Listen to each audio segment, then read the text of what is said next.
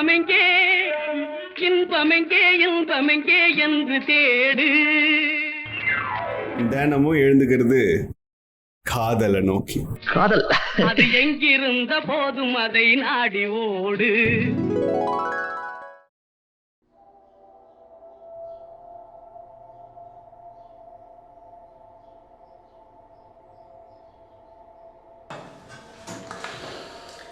யாருக்கிட்டனா இம்பார்ட்டண்ட்டாக ஃபோன் பேசி முடிச்சு வச்ச உடனே சே ஈஸ்வர் இப்படி பேச மாட்டானேன்னு தோணும்.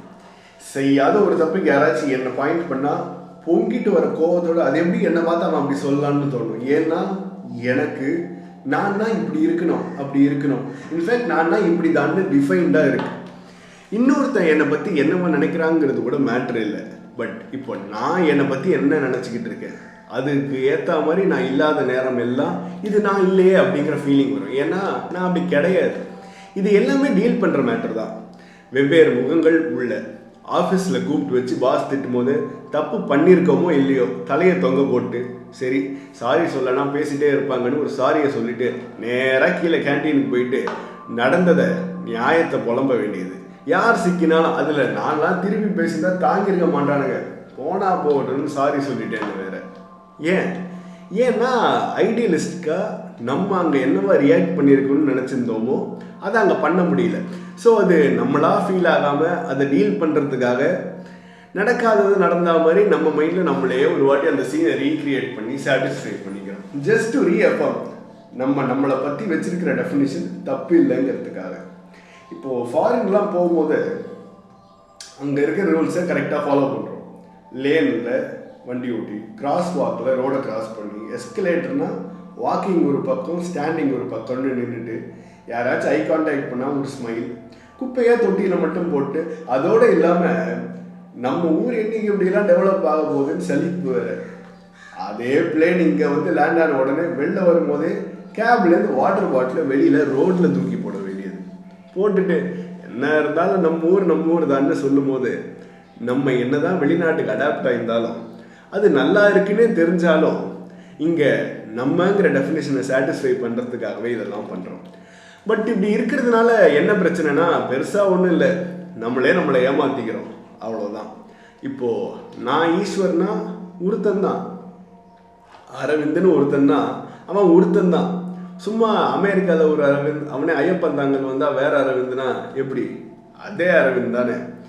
நான் ஏதோ ஒரு கடையில் ஒழுங்காக பேரம் பேசாமல் ஒரு பொருள் வாங்கிட்டு வந்துட்டு 4 பேர்கிட்ட பேசும்போது அவங்க நான் வாங்கினதை விட கம்மி ரேட்டுக்கு வாங்கியிருந்தாங்கன்னு தெரியும் போது நம்ம போய் எப்படி ஏமாந்தோம்? வாய்ப்பு இல்லையேன்னு நினைக்க வேண்டியது. என்ன ஏமாத்திக்கிறதுக்கு தான். ஏன்னா நான் அங்கே ஏமாந்துருக்கேன், அப்புறம் என்ன நம்ம எப்படி ஏமாறுவோம்? அதான் ஏமாந்துட்டியா, அவ்வளவுதான். இது எதனால? என் டெஃபினிஷன் படி நான் ரொம்ப உஷாரு, ஏமாற மாட்டேன்னு நானே என்னை நம்ப வச்சிருக்கேன். ஸோ ஏமாந்ததும் நான் தான், ஏமாற மாட்டேன்னு நினச்சதும் நான் தான். இதுதான் ப்ராப்ளமே. இது ஒரு பாயிண்டில் என்ன ஆகுது, ரியாலிட்டி கிட்டேருந்து பிரிக்குது. நடக்கிற நிகழ்வுகளை நடக்கிற வழியில் நடந்திருக்கும், ஆனால் அது மைண்டில் இருக்கிற டெஃபினேஷன்ஸோட மேட்ச் ஆகாதால அந்த ரியாலிட்டியை டினை பண்ண ஆரம்பிக்கிறோம். ரியாலிட்டியை டினை பண்ண அதுக்கிட்டேருந்து ரொம்ப விலகியும் போகிறோம். நம்ம மைண்டில் இருக்கிற கேரக்டரோட இருக்க ஆரம்பிக்கிறோம். உண்மையை நம்பாமல் நம்மளே ஒரு பொய்யை உருவாக்கி அதுதான் உண்மைன்னு நம்மளையே நம்ப வச்சுக்கிறது. அதுலேயும் மல்டிபிள் டெஃபினேஷன்ஸ் இருந்தால் க்ளோஸ். ஆஃபீஸில் நான் இப்படி, காலேஜில் கூட படித்தவங்களோட வெளில போகும்போது நான் இப்படி, வீட்டில் நான் இப்படின்னு எவ்வளோ ப்ரெஷர். ரியாலிட்டி நம்ம மைண்டில் இருக்கிற டெஃபினிஷன்ஸோட அலைடாக இல்லாத அப்போது ஸ்ட்ரெஸ், டினையல் எல்லாமே ஒன்று கூடி வந்துடும். மறைக்கிற எந்த விஷயமும் காதலோட சேராத விஷயம்தான். இந்த டெஃபினிஷன்ஸ் அபவுட் மை செல்ஃப் நிறுத்த பார்த்தேன். அது வழி இல்லைனா சரின்னு நடக்கிற விஷயங்களை முதல்ல ஃபேஸ் பண்ண பார்த்தேன். அது ஆட்டோமேட்டிக்காக டெஃபினிஷன்ஸை நொறுக்கிடுச்சு. நான் ரொம்ப கோவப்படுவேன், ஹார்ஷாக பிஹேவ் பண்ணுவேன்னு நினச்சிக்கிட்டு இருந்தேன். பட் கோவம் எல்லாம் மனசுக்குள்ள, வெளியில் ரியாலிட்டியில் கோவப்படுறதே இல்லை. ஸோ எப்படி கோவப்படுவேன்னு டிஃபைன் பண்ண முடியும்? அதான் கோவப்படலையே, அதுவும் நான் தானே. ஏன்னா நான் எப்படி ரெண்டாக இருக்க முடியும்? ஒன்று தானே.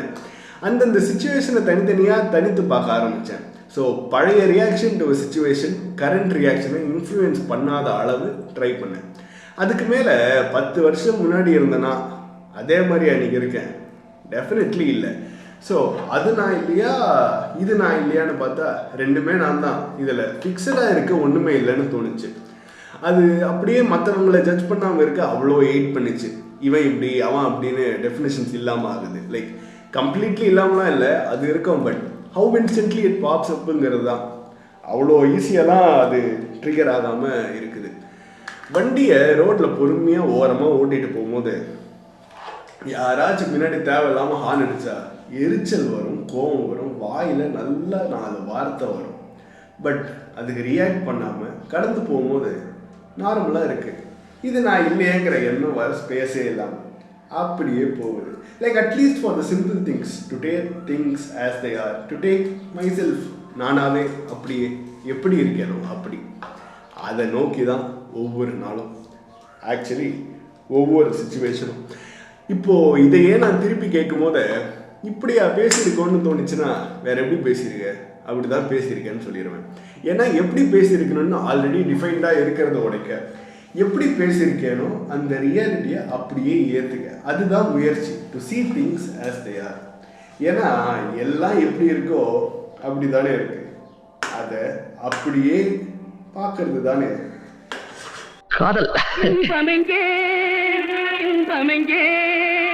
என்று தேடு